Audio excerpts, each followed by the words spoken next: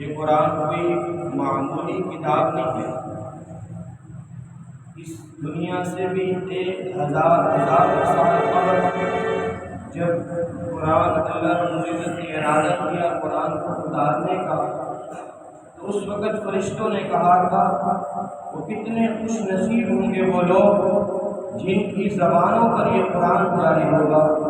کتنے خوش نصیب ہوں گے وہ لوگ جن کے سینوں میں یہ قرآن موجود ہوگا،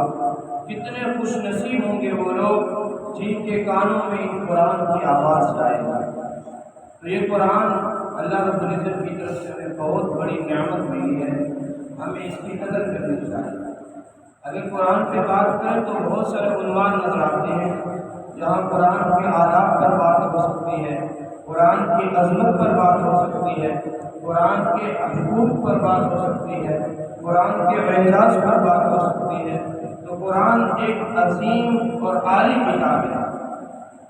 قرآن مجید بچوں کے حساب سے میں چند باتیں اس پر کہتا ہوں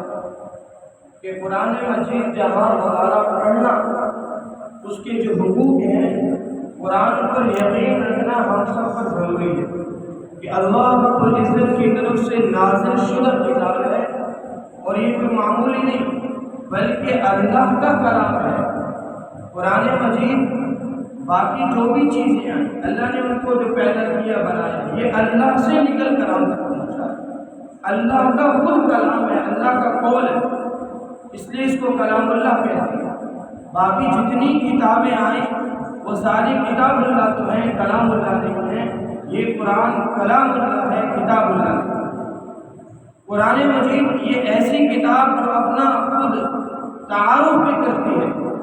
اگر ہم قرآن سے پوچھ لیں قرآن تیرا نام کیا، تو قرآن کہتے قرآن مجید، قرآن تیری زبان کیا ہے، قرآن کہتے بلسان عربی مبین،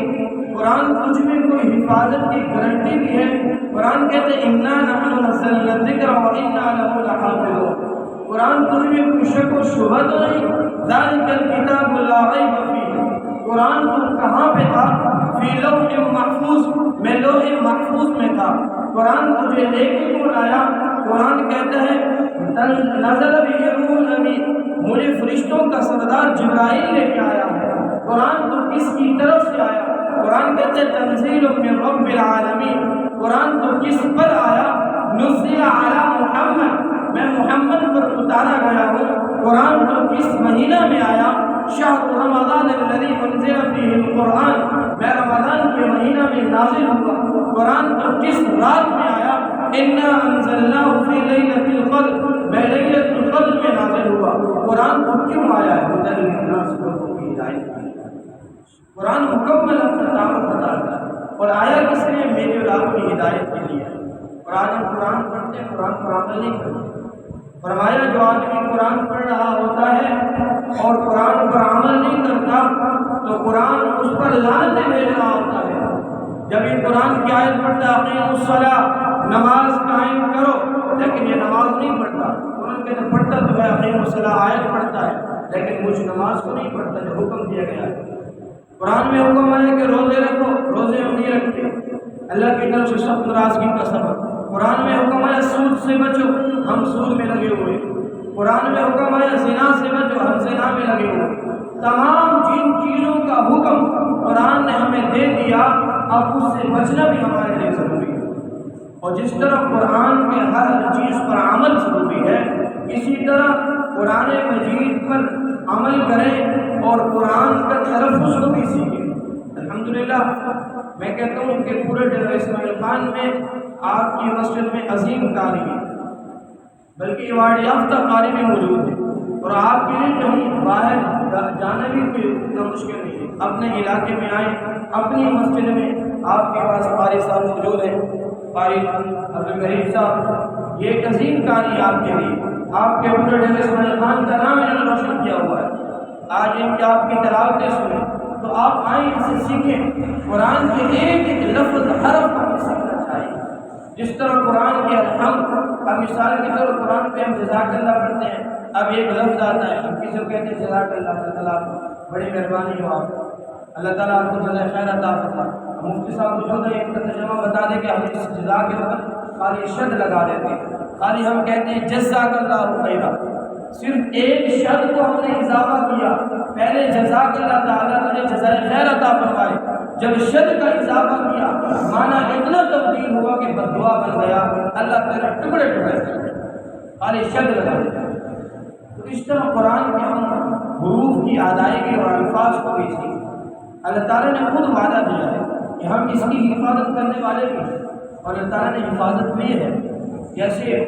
آپ علیہ السلام نے امت تک اس قرآن کو پہنچایا، صحابہ کرام نے اپنی جانوں کا نذرانہ پیش کر کے اس قرآن کی حفاظت کی، مفسرین کرام نے تفسیر لکھ کر اس قرآن کی حفاظت کی، محدثین نے حدیث کے ذریعے اس قرآن کی حفاظت کی، قاری حضرات نے قرآن پڑھا کر اس کی حفاظت کی، ہر ایک شعبے والے نے اس کی حفاظت کی اور اللہ تعالیٰ نے حفاظت کرائی بھی ہے۔ بعض اوقات ایسا ہوتا ہے کہ اگر ہم آج قرآن کا ادب نہیں کریں گے، قرآن پر عمل نہیں کریں گے، قرآن کی حفاظت نہیں کریں گے، تو اللہ تعالیٰ کسی اور سے کام لے سکتے ہیں۔ بعض اوقات اللہ تعالیٰ دین کا کام کسی فاسق و فاجر سے بھی لے لیتے ہیں۔ میں پڑھ رہا تھا کہ جو حجاج بن یوسف ہے، حجاج بن یوسف کے بارے میں بڑا ظالم انسان اور صحابہ کرام کا قاتل بھی ہے، تو اس کے بارے میں آتا ہے اس نے قرآن کی خدمت کی ہے، قرآن کے زبر زیر اور پیش پہلے تو نہیں تھے، اس نے یہ لگوائے، تو اس کے بارے میں آتا ہے جب یہ کام کر رہا تھا تو کچھ یہودی لوگوں کا وفد آیا اور یہودی عالم اس میں کچھ تھے اور حجاج کے پاس آئے اور کہا کہ ایک چھوٹا سا کام کرو۔ کا قرآن مجید میں ایک واقعہ آتا ہے دو نبیوں کا، یہ دو نبی تھے موسیٰ اور حضرت خضر، یہ کہیں گئے ہوئے بستی میں، اس وقت کاف کے اندر واقعہ موجود ہے، کہا وہ گئے ہوئے ہیں تو بستی والوں کے پاس، تو بستی والوں سے کہا کہ ہمیں کچھ کھانا پلا دیجیے، کچھ دے دیجیے، تو فَأَبَوْا أَن يُضَيِّفُوهُمَا، بس ان بستی والوں نے کچھ کھانا نہیں دیا، تو فرمایا یہودی جو آئے ہوئے تھے وفد، ان یہودیوں نے کہا حجاج کو کہ آپ چھوٹا سا کام یہ کریں، فَأَبَوْا کی جگہ پہ بار کے نیچے جو نقطے ہیں اس کو ہٹا دیں، اوپر دو نقطے لگا دیں، فَأَتَوْا کر دیں، کہ اس کا معنی یہ ہوگا کہ ان بستی والوں نے ان کو کھانا کھلایا، اس میں ہم یہودیوں کی عزت ہو جائے گی۔ کہا جب اس طرح کے الفاظ کہیں نا کہ ہم یہودیوں کی عزت ہو جائے گی اور صرف دو نقطے بڑھ جائیں گے، ایک نقطہ بڑھے گا اور ایک نقطے کو ختم کر کے اوپر لگا دیں گے، تو حجاج نے کہا تم سامنے مہمان خانے میں جو میں آ رہا ہوں۔ حجاج نے ہاتھ میں تلوار لی، اس کے پیچھے چلا گیا، کہا قرآن کے بارے میں ایسی بات کرتے ہو کہ جس کی زبر زیر کو اور نقطوں کو میں تبدیل کر دوں۔ تو اللہ تعالیٰ نے بعض اوقات فاسق و فاجر سے بھی کام لے لیتے ہیں، تو ہمیں چاہیے کہ وہ ہم خود قرآن کی حفاظت بھی کریں، قرآن پر عمل بھی کریں، قرآن پر عمل کرنے کی کوشش کریں۔ تو اس لیے یہ محفل بڑی بابرکت محفل ہے۔ حضرت عمر رضی اللہ عنہ کے بارے میں اس طرح آتا ہے کہ جب انہوں نے سورۃ بقرہ کو ختم کیا تو اپنا اونٹ منگوایا، اس کو ذبح کر دیا، تو یہ اتنی وقت خیراتیں کیا کرتے، دعائیں مانگا کرتے۔ حضرت ابو ایوب انصاری رضی اللہ عنہ کے بارے میں آتا ہے انہوں نے قرآن کا ختم کیا، اپنے رشتہ داروں کو سب کو بلایا اور دعا کی کہ یہ دعا کی قبولیت کا وقت ہے، تو اس لیے ختم قرآن کا موقع ہے، دعائے قبولیت کا وقت ہے، تو تمام ساتھی آپ بیٹھے رہیں دعا کریں اور حضرت جی کا، حضرت مفتی صاحب کا بیان بھی سنیں۔ اور میں یہاں آیا ہوں، اللہ تعالیٰ ہمارے حضرت، ہمارے شیخ، ہمارے مربی، ہمارے مرشد کی عمل میں، زندگی میں، وقت میں برکت عطا فرمائے۔ ان کی محبتیں ہیں، حالانکہ میں اپنے آپ کو دیکھتا ہوں کہ کچھ نہیں، لیکن حضرت جی جہاں بھی ملتے ہیں اتنی محبت سے، اتنے پیار سے کہ آدمی چاہتے ہیں کہ ہر وقت روزانہ حضرت کو ملنے کی جائے، لیکن ہم نالائق کی یہ صورت ہے کہ نہ حضرت سے ملاقات کی جاتی ہے۔ اللہ تعالیٰ حضرت جی کی عمر میں برکت عطا فرمائے، حضرت جی کا سایہ ہمارے سر پر قائم و دائم رکھے۔ دعا ہے کہ اللہ تعالیٰ اس گلشن کو، اس مدرسے کو تاکہ آباد رکھے اور قیامت تک اس کو آباد رکھے، اپنی راستے میں ترقی عطا فرمائے، ہمیں قرآن پڑھنے اور پڑھانے والا بنائے۔